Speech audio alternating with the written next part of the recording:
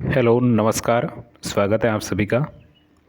दोस्तों, पशु परिचर भर्ती परीक्षा 2024 पार्ट बी की अपनी छठी क्लास है, जिसमें विगत परीक्षाओं में पूछे जाने वाले जो सवाल है इम्पोर्टेंट, मोस्ट इम्पोर्टेंट, वो हम यहाँ पर इस क्लास में बताने वाले हैं।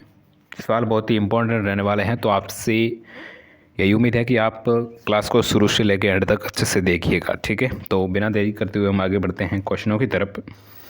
पहला सवाल आपकी स्क्रीन पर बहुत ही अच्छा और इम्पोर्टेंट है, तो देख लीजिए क्या कह रहा है कि दूधारू गाय की नस्ल नहीं है। ठीक है, कौन सी है जो दूधारू गाय की जो नस्ल है वो नहीं है। ठीक है, थारपारकर, नागौरी, गिर या फिर साहीवाल। ठीक है, चार ऑप्शन आपके सामने देखने को मिलते हैं, जिसमें थारपारकर, नागौरी, गिर और साहीवाल। ठीक है दोस्तों, हाँ देखिए, थारपारकर भी दुधारू है, गिर भी है, साहीवाल भी है, लेकिन नागौरी नहीं है। ठीक है, तो इसीलिए ऑप्शन नंबर जो अपना बे है वो अपना यहाँ पर करेक्ट आंसर हो जाता है। ठीक है, ऑप्शन नंबर बे राइट है। ठीक है, इसी प्रकार नेक्स्ट देखिए, बकरी में 2 नंबर सवाल है, बकरी में तोता मुख दिखावट वाली नस्ल कौन सी है। ठीक है, बकरी में तोता मुख दिखावट वाली नस्ल कौन सी है।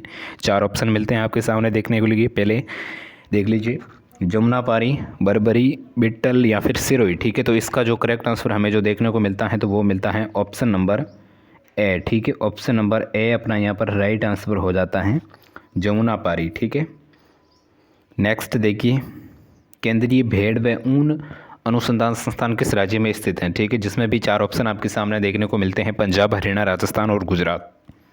ठीक है, देखिए इस प्रकार बहुत ही क्वेश्चन है जो आपको इंपॉर्टेंट मिलने वाले हैं। तो अगर आपने चैनल को सब्सक्राइब नहीं किया है तो अभी आप कर सकते हो। ठीक है, चैनल को सब्सक्राइब और लाइक भी कर दीजिएगा साथ में। इसका देखिए आंसर, केंद्रीय भेड़ एवं ऊन अनुसंधान संस्थान किस राज्य में है, तो दोस्तों वह है राजस्थान में। ठीक है, ऑप्शन नंबर से अपना यहाँ पर राइट आंसर हो जाता है। ठीक है, राजस्थान।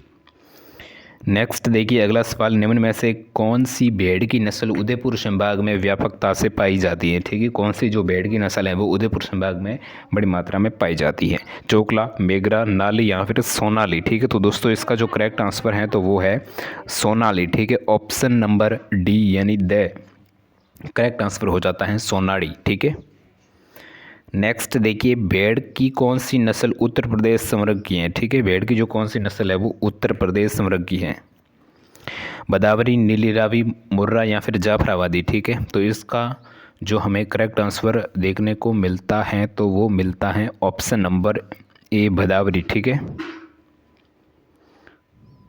बिल्कुल।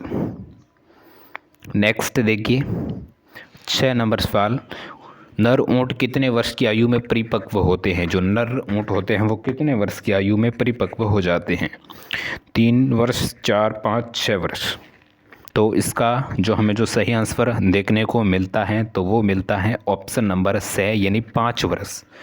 ठीक है, 5 वर्ष करेक्ट आंसर हो जाता है। ठीक है, नेक्स्ट देखिए अगला सवाल, 7 नंबर सवाल है, पशुधन गणना 2007 के अनुसार राज्य में प्रति वर्ग किलोमीटर पशुधन संगणना का घनत्व कितना है। ठीक है, 2007 की पशु गणना के अनुसार राज्य में प्रति वर्ग किलोमीटर पशुधन संगणना घनत्व कितना है। 067, 167, 267 या फिर 367। तो करेक्ट आंसर हमें जो देखने को मिलता है तो वो मिलता है ऑप्शन नंबर बी। ठीक है, यानी 167।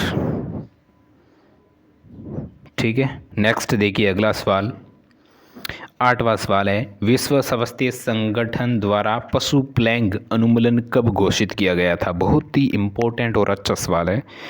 ठीक है, इम्पोर्टेंट सवाल है, विश्व स्वास्थ्य संगठन द्वारा पशु प्लेग उन्मूलन कब घोषित किया गया था। 8 अगस्त 2011 को, 8 अगस्त 2010 को, 8 अगस्त 2009 को या फिर 8 अगस्त 2008 को। ठीक है, तो बताइए इसका करेक्ट आंसर क्या होगा। बिल्कुल, हाँ, विश्व स्वास्थ्य संगठन द्वारा पशु प्लेग उन्मूलन जो घोषित किया गया था तो वो दोस्तों किया गया था 8 अगस्त 2011। बिल्कुल सही, 8 अगस्त 2011 ऑप्शन नंबर ए है वो अपना यहाँ पर करेक्ट आंसर हो जाता है। ठीक है, बिल्कुल, बहुत ही अच्छा सवाल था। ठीक है, नेक्स्ट देखिए 9 नंबर क्वेश्चन, कुक्कुट की रानीखेत व्याधि द्वारा जनित हैं। ठीक है, कुक्कुट की जो रानीखेत व्याधि द्वारा जनित हैं कुक्कुट में रानीखेत जो रोग होता है, ठीक है। हाँ, ये एक विषाणु जनित रोग है, ठीक है, विषाणु, बिल्कुल।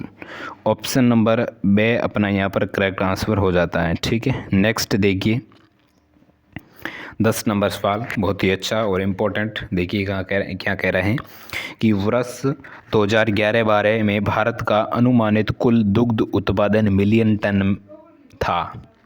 2011-12 की हम बात कर रहे हैं, जिसमें भारत में अनुमानित कुल जो दूध का उत्पादन था वो कितने मिलियन टन में था। बिल्कुल 4 ऑप्शन आपके सामने देखने को मिलते हैं। 121.80 million ton, 116.40 million ton, 112.20 million ton या फिर 107.90 मिलियन टन। तो दोस्तों इसका जो करेक्ट आंसर हमें देखने को मिलता है तो वो मिलता है ऑप्शन नंबर ए, ठीक है। ऑप्शन नंबर ए में कितना है, 121.80 मिलियन टन, ठीक है। 2011-12 में भारत में अनुमानित कुल दूध उत्पादन मिलियन टन में था, 121.80 मिलियन टन, ठीक है। नेक्स्ट देखिए अगला सवाल 11 नंबर, बहुत ही ये भी इम्पोर्टेंट है। देखिए क्या कह रहा है कि मुर्गियों में फाउल पॉक्स जो व्याधि रोग है उससे बचाव हेतु टीकाकरण का सही उम्र क्या है, ठीक है। मुर्गियों में फाउल पॉक्स से बचाव हेतु टीकाकरण की सही उम्र पूछी गई है दोस्तों आपसे। तो क्या होगी सही उम्र? 4 ऑप्शन आपके सामने देखने को मिलते हैं, जिसमें 12 से 14 सप्ताह, 8 से 10 सप्ताह, 4 से 6 सप्ताह या फिर 2 से 4 सप्ताह। तो इसका जो करेक्ट आंसर हमें जो देखने को मिलता है तो वो मिलता है 8 से 10 सप्ताह, यानी ऑप्शन नंबर बी अपना यहाँ पर राइट आंसर हो जाता है, ठीक है। नेक्स्ट देखिए अगला सवाल है, पशुपालन प्रबंधन के प्रसंग में निम्न में से कौन सा चरम कीटाणुनाशक के रूप में प्रयुक्त नहीं होता। बहुत ही इंपॉर्टेंट सवाल है। क्या कह रहा है देख लीजिए, पशुपालन प्रबंध के प्रसंग में निम्न में से कौन सा जो चरम कीटाणुनाशक के रूप में प्रयुक्त नहीं होता। 4 ऑप्शन है आपके सामने, आयोडीन है, पोटेशियम परमैंगनेट है, फार्मेलिन है या फिर एथिल एल्कोहल है, ठीक है। तो करेक्ट आंसर है एथिल एल्कोहल, ठीक है।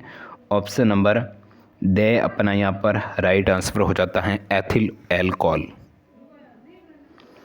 नेक्स्ट देखिए, पशुओं में एंथ्रेक्स रोग का लक्षण है, ठीक है। पशुओं में एंथ्रेक्स रोग के क्या लक्षण है? एंथ्रेक्स रोग का लक्षण है खांसी, आकस्मिक मृत्यु, गर्भपात या फिर लाल स्त्रवण, ठीक है। तो करेक्ट आंसर अपना हो जाता है आकस्मिक मृत्यु, ठीक है, यानी एकदम अचानक मृत्यु हो जाती है एंथ्रेक्स रोग से, ठीक है। ऑप्शन नंबर बे है जो अपना यहाँ पर करेक्ट आंसर हो जाता है। नेक्स्ट देखिए, गाय में 14 नंबर सवाल है, गाय में कामोत्तेजना काल कितने घंटों तक रहता है, ठीक है। तो 4 ऑप्शन आपके सामने हैं, 10 से 12, 12 से 24 या फिर 37 से 48, ठीक है। तो करेक्ट आंसर इसका हो जाता है ऑप्शन नंबर से, ठीक है। ऑप्शन नंबर से 12 से 24 घंटे तक, ठीक है, गायों में कामोत्तेजना काल है वो रहता है, ठीक है। नेक्स्ट देखिए, हाँ भली भांति, बिल्कुल 15 नंबर सवाल है, टोंड दूध में क्रमशः प्रतिशत वसा और प्रतिशत SNF होता है, ठीक है। टोंड जो दूध होता है उसमें वसा का प्रतिशत और SNF का प्रतिशत कितना होता है, ठीक है। तो डायरेक्ट आंसर में बता देता हूँ, ऑप्शन नंबर डी इसका करेक्ट आंसर है, ठीक है, जिसमें 3.8 का है 0 है, ठीक है, 0 एंड 8.5%, ठीक है। नेक्स्ट देखिए 16 नंबर सवाल, गाय के ताज़ा दूध का साधारण pH होता है। बहुत ही इंपॉर्टेंट सवाल है, देखिए ये बहुत ही इंपॉर्टेंट सवाल है, ठीक है। गाय के ताज़ा दूध का साधारणतः pH मान होता है, गाय के दूध का सामान्यतः pH मान कितना होता है, ठीक है। 4 ऑप्शन आपके सामने हैं, 6.0 से 6.3, 6.4 से 6.6, 6.7 से 7.0 या फिर 7.0 से 7.5। तो इसका जो हमें जो करेक्ट आंसर देखने को मिलता है गाय के ताज़े दूध में उसका जो पीएच मान होता है तो दोस्तों वो होता है 6.4 से 6.6 तक। ठीक है, ऑप्शन नंबर बी इसका करेक्ट आंसर हो जाता है। ठीक है, 6.4 से 6.6 तक पीएच मान। ठीक है, नेक्स्ट देखिए 17 नंबर सवाल। साधारणतः घी में सेपोनिफिकेशन मान किससे कम होना चाहिए, किससे कम नहीं होना चाहिए। ठीक है, साधारणतः घी में सेपोनिफिकेशन मान किससे कम नहीं होना चाहिए, 300 से 260 से 220 से या फिर 200 से। तो 220। ठीक है, साधारणतः घी में सेपोनिफिकेशन मान है वो 220 से कम नहीं होना चाहिए। ठीक है, इसका ऑप्शन नंबर से करेक्ट आंसर हो जाता है। ठीक है, नेक्स्ट देखिए अगला 18 नंबर सवाल है। बछड़े के आहार स्वरूप खीस का प्रमुख कार्य क्या है। ठीक है, जो बछड़े का जो प्रथम आहार स्वरूप होता है तो उसको खीस कहते हैं। ठीक है, तो खीस का जो कार्य क्या है, उसका वो क्या कार्य करता है खीस। दांतों का सही विकास करना, आंखों की रोशनी प्रदान करना, रोग प्रतिरोधकता का सुसक्त करना या फिर शरीर के भार को संतुलित करना। ठीक है, तो दोस्तों इसका जो करेक्ट आंसर है तो वो है option number C. Option number से है जो अपना यहाँ पर राइट आंसर हो जाता है, यानी रोग प्रतिरोधकता का सुसक्त करना। ठीक है, नेक्स्ट देखिए 19 नंबर सवाल है। क्रीम निकालने हेतु दूध का तापक्रम कितने डिग्री सेल्सियस रखते हैं। ठीक है, क्रीम जो निकालते हैं ना दोस्तों, तो उस समय दूध का जो तापमान है वो कितने डिग्री सेल्सियस तक रखना चाहिए। 10 डिग्री सेल्सियस, 20, 40 या फिर 30। हाँ, 10, 20, 30, 40 डिग्री सेल्सियस। ठीक है, तो करेक्ट आंसर हो जाता है 40। Option number D. ठीक है, 40 डिग्री सेल्सियस तक क्रीम निकालने हेतु दूध का जो तापमान है वो 40 डिग्री सेल्सियस तक रखना चाहिए। ठीक है, नेक्स्ट देखिए आज का अपना अंतिम सवाल है, बहुत ही इम्पोर्टेंट और अच्छा सवाल है, देख लीजिएगा। भैंस की जाफराबादी नस्ल विशुद्ध रूप में कहाँ पाई जाती है। भैंस की जो जाफराबादी जो नस्ल है वो एकदम विशुद्ध रूप से कहाँ पाई जाती है, हमें कहाँ देखने को मिलती है। तो एक मैं आपको बता दूं कि पिछली क्लास में मैंने आपको एक क्वेश्चन दिया था, लास्ट क्वेश्चन। ठीक है, तो वो था किस नस्ल की भैंस के सिर पर टीका होता है। ठीक है, तो उसका जिसने भी नीली रावी जो बताया ना दोस्तों, नीली रावी नस्ल वो राइट आंसर है। ठीक है, नीली रावी की जो नस्ल होती है उसके भैंस के सिर पर टीका होता है। ठीक है, और अब इस क्लास का जो अंतिम क्वेश्चन है, भैंस की जाफराबादी नस्ल विशुद्ध रूप से कहाँ पाई जाती है। महाराष्ट्र व आंध्र प्रदेश में, मांटोगोमरी या फिर फिरोजापुर में, या फिर काठियावाड़ा या फिर गिरवन में, या फिर पंजाब दिल्ली में।